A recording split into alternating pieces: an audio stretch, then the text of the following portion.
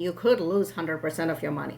And if that's a risk you can't afford to take, do not invest in it. And that's why nowadays I only work with accredited investors.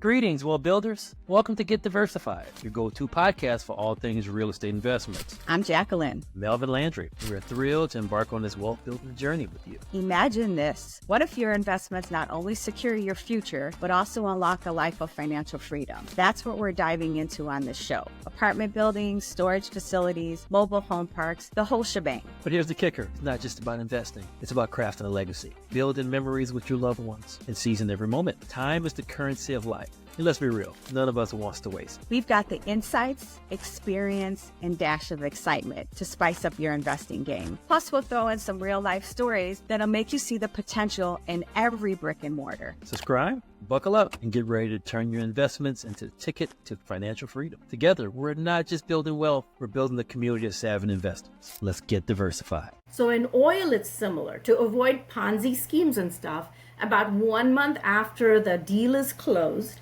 we share the county records of the wells in which we're invested so that all the investors know, hey, this is in Wyoming County as an example. In this county, here's all the 6 wells that we invested in this. Why does it happen a month after you invest? Well, in the next month's report, we send it. I'm just saying we send that information. Once the deal is closed, right? The next monthly report that follows after the deal gets closed. Yeah, but that was one of the address. I was going to ask is, I've heard some people that invested in oil and gas or invested in a number of wells or one well and the wells don't exist. So how do you do due diligence that these wells or this well exists? Do you go out and see it, or do you know the reputation behind the large company? But even large companies do things that aren't ethical all the time. So how do you as an investor kind of validate some of these things to make sure you're not involved in a Ponzi scheme? So Ponzi schemes have happened a lot. The carbon capture, for example, my partner and friend who I was telling you, she was actually one of the whistleblowers behind that. And so there's a lot of things that you have to be watchful for, whether it's ATM funds, whether it's multifamily syndications.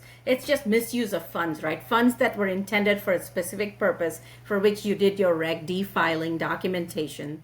That's what it should be used for. So any misuse of funds for anything else is considered basically a Ponzi scheme. The way we verified, like I said, is I know where the wells are, I know where the wells are being drilled, and I have well numbers. And so you won't have that information until the deal closes, right? Because otherwise the deed is in the seller's name. So until the deal closes, you're not going to have it transferred to your name to show, okay, here's, ABC Energy Fund acquired these wells and here's the well numbers. So you won't have that till after the deal closes, but you'll have it right after. So you could definitely say, I need to see that information for me to be, sure that this is where my money got used. But we also show the paper trail. And in any deal, whether it's real estate, self-storage, multifamily, doesn't matter. You want to have access to the bank account. In other words, you want to be able to see some kind of monthly report that shows you what's going on with the operating bank account. And that's one way, like when you wire your funds, where is it going? Be able to see that. So you were saying that this is this longer term? So if you put in 100,000, can you, after 18 months, can you get out of it? Can you pull your money out of it? Or is this a 6 or 7 year term where your money has to stay in the entire time? Your money just stays there the entire time.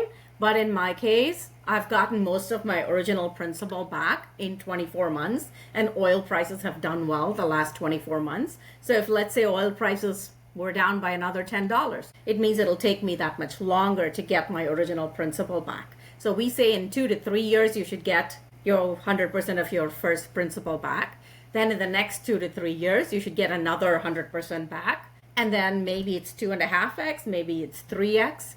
Depending on the crude oil price. But then after that, the flow of the oil too, right? Because I would think, I heard somewhere, and I don't remember where it was, that the most oil is that you get the most oil in your first 18 months, and then it continues to deplete over the years. Is that necessarily true, in your opinion? The main production years are in that 12 or 18 months all the way up to about 6 years. That's your peak production time. But then Right. we don't actually sell anything in year 7 or year 8, or at least that's not in the plan. It's more of, okay, you've gotten all your money back. You can kind of think of it as the deal is gone or forgotten now that you've gotten everything back. But you might get $100 distribution randomly, suddenly in year 15 or something like that. But there's not actually a sale and an end, because at that time, no one might want to go back and revive those bells. So that's the thing, is at the end of that cycle in multifamily, you actually sell to somebody. In our case, there's not an actual sale, but it's more of it trickles down. Yeah. And It so just you've gotten bulk of your money winds up. back, and the 2.5 to 3x, hopefully, in that 7-year period. But if I get all my money back in less than 3 years, why do I care, the rest of the time? At least that was my attitude, because I also got the tax benefit. So I'm Exactly. kind of, I got my money back to go back and reinvest and do something else with it. Exactly. So Sandhya, so we know you do multifamily. We know you're involved in some oil and gas. We know you've mentioned stocks and bonds. Mm-hmm. So from an entire investment portfolio, if you were to just multifamily, oil and gas, stocks and bonds, and other, how would you?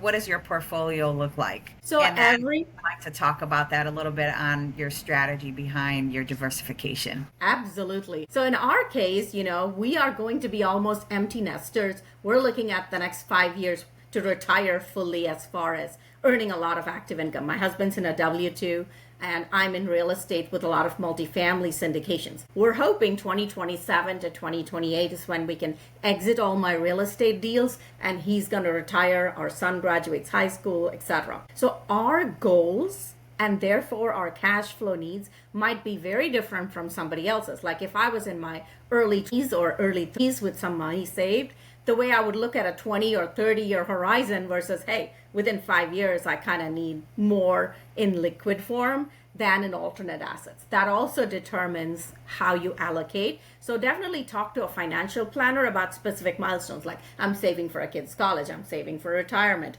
I have this bucket list of items for which I need this much of money. And once you decide that, I would put all of these alternate assets as part of also your tax strategy. Because if you talk to your CPA and financial planner and come up with a portfolio mix, that's where I would say take all these alternate assets, multifamily, self-storage, oil and gas, etc., and see which one gets you the biggest benefit for the least amount of risk that you are willing to tolerate. Because for a lot of people, real estate is just safer because it's the property next door. They feel good seeing that physical building, even if its value has dropped. In my case, a lot of the deals from 21, 22, etc., that were acquired at the peak of the market cycle have failed me in terms of big name operators, etc. So I'm more cautious about real estate, and I'm more open to oil because oil has done better for me since 2023. But all these assets have their cycles. So both of these could also crash, like oil prices could easily crash. So you got to be okay with that. So figure out your risk tolerance, investment goals, and allocate accordingly. Like I'm not going to put more than, say, 15 to 20% of my portfolio in oil, as an example. I'm going to have at least 50% liquid, which for me is, the safest ones being treasury, and then all the way down to stocks. Stocks are something I've been trading for over 25 years, so I'm very comfortable with it. I understand the sectors. I'm comfortable with the risk, having done it for ages, so I still trade options. So again, your knowledge will determine your risk, and it becomes less of a gamble the more you know. For some people, that's born and raised in construction and real estate. For others like me, I've always been a trader. So for me, 50% has to be liquid.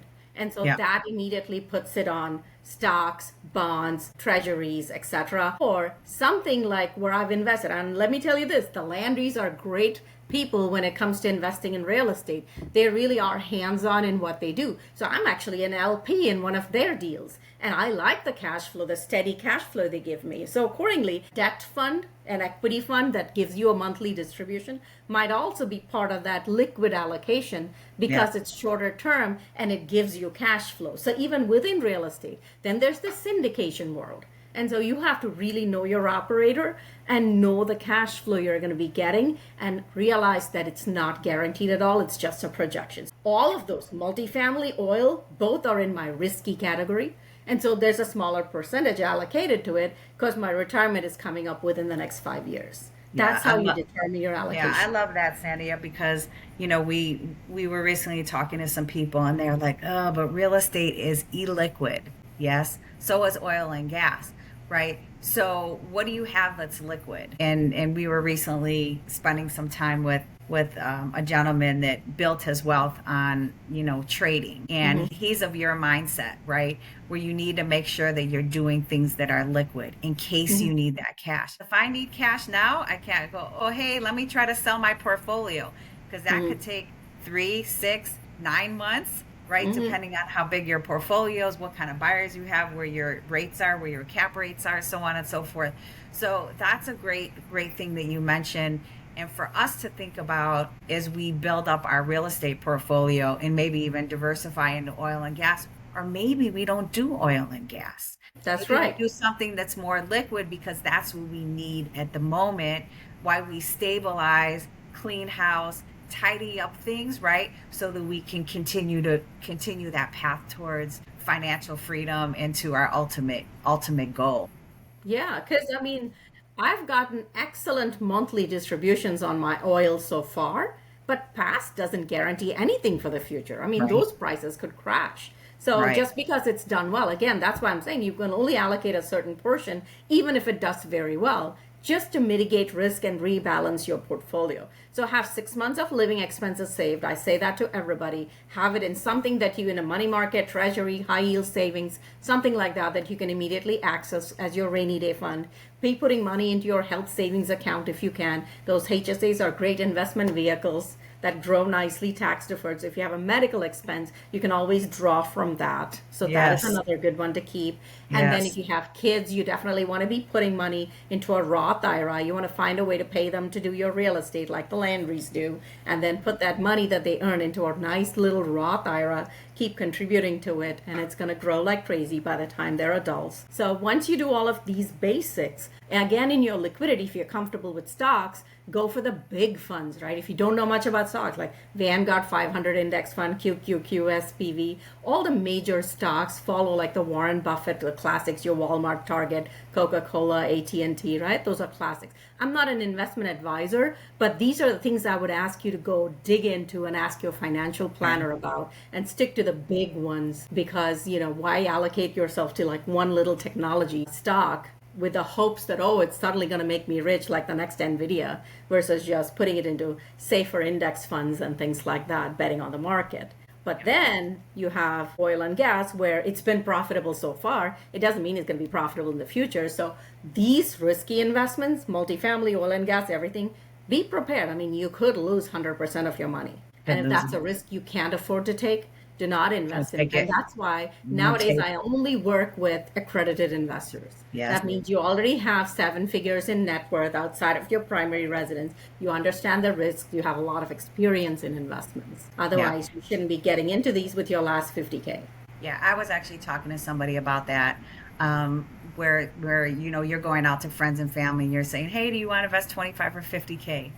That's kind of too low, this one person was saying. And they said, yeah, I don't deal with anybody that doesn't have $100,000 to invest, or an accredited investor. And for that particular reason, right? Because you can lose. I've mentioned it to this recently to a lot of the people that I talk with, is we have 16 syndications going on right now. I would say 4 of those, we're going to lose our money. Absolutely going to lose our money.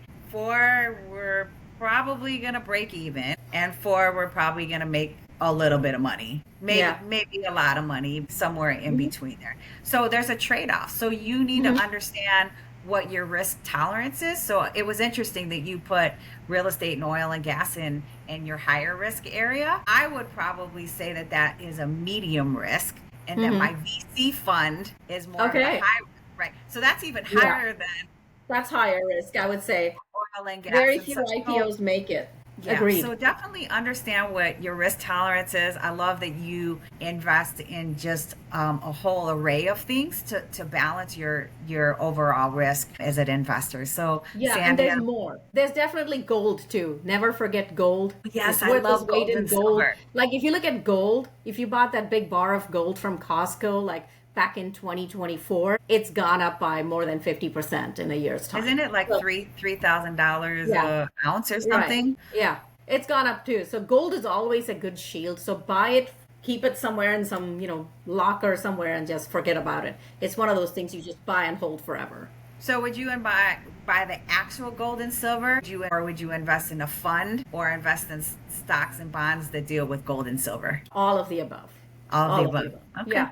Okay. That's your precious metals allocation. Like I said, it's another category. Okay. So again, discuss your goals and risk tolerance with your certified financial planner and CPA who's well versed in tax strategies for alternate assets. Do a combination of both and then make your decision on the overall big picture based again on your target dates for specific milestones like retirement or college, etc. Yes. And if your tax strategist, understand if they're an attorney as well. So what I understand, there's a big difference in somebody that's actually, gonna sign off, that's gonna actually sign off on your strategy or what you're trying to do from a tax perspective, where a strategist may not do that. So make sure that you understand, are you getting a strategist who's also an attorney, or are you getting a separate attorney to discuss all these investments, especially as you start to get away from what your comfort zone is. So for us, real estate, right? But I need to go to somebody and say, hey, I'm thinking of this oil and gas. Does it seem right? Or I'm thinking about doing this contribution for medical devices. Does it seem right? Is the structure right? So kind of get that person to sign off on it for you, saying, yeah, I think this seems pretty sound, or here are some risks that you need to think about. Always do background checks on all the people involved as general partners. If they've been, in jail before for, Ponzi schemes or bankruptcy or something, then don't do financial transactions with them, right? That's pretty basic. A background check doesn't even cost you $50. Here you are thinking about investing 50 or 100,000 with somebody. Definitely do a background check. And so that's why I put together a whole checklist, regardless of what kind of asset you invest in. These are the same questions you would ask. You want to know if they have skin in the game. Is it good enough for you to put money, or friends and family to put money, or is it just strangers you met on the internet, one conversation, so you don't really care, or you're not invested in those relationships? Whereas this is my cousin, my neighbor. They're all putting money into my deal. This matters to me, these relationships. I can't mess up, For sure. So Sandhya, oh my gosh, this has been great. We could talk for hours and hours like we do every other week anyways in your ACE operator calls.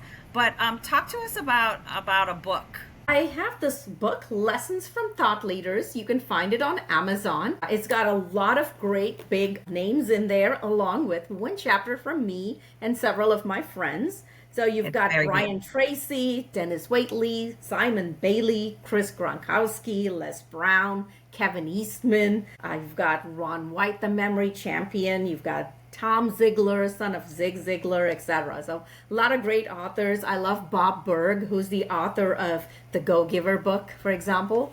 So a lot of them have written a chapter, Lessons from Thought Leaders. You can buy it on Amazon. Thank you. Fantastic. So Sandhya, if somebody wants to talk to you about any of the stuff that we talked about today, oil and gas, multifamily, where can they find you? LinkedIn is the easiest place to find me, or you can certainly contact the Landrys and they will let you get in touch with me. Thank you. Fantastic. I love it. So Sandhya, we'll talk to you in about a week or so, and thank you so much for all of your wisdom, and hopefully viewers and listeners out there, you've gained some knowledge from this conversation. Thank you again. Great opportunity.